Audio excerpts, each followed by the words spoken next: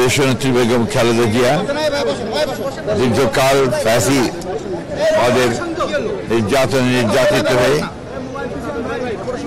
কারাবন্দী থাকার পরেই তিনি দেশ ফ্যাসিবাদ মুক্ত হওয়ার পরে বিদেশে যুক্তরাজ্যে যখন চিকিৎসার জন্য গিয়েছিলেন, সেখানে প্রায় 4 মাস চিকিৎসা শেষে তিনি আজকে দেশে ফিরে আসছেন। এবং এটা আমাদের জন্য জাতির জন্য আজকে একটা আনন্দের দিন। এবং আমরা আজকে গণতন্ত্রের উত্তরণের যে সময়টুকু, এই সময়ে তার উপস্থিতি আমাদের দেশের জন্য, জনগণের জন্য একটা অত্যন্ত উল্লেখযোগ্য দিক।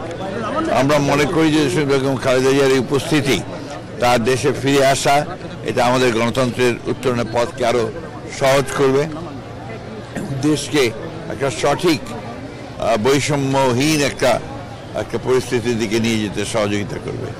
দেশনেত্রী বেগম খালেদা জিয়া যেন অত্যন্ত সেফলি এখানে দেশে এসে পৌঁছতে পারেন, আমরা সেই জন্য দোয়া করছি।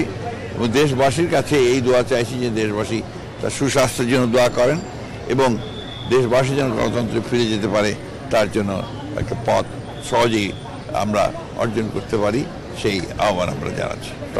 ফেরার সময়টা কি আগে 10টায়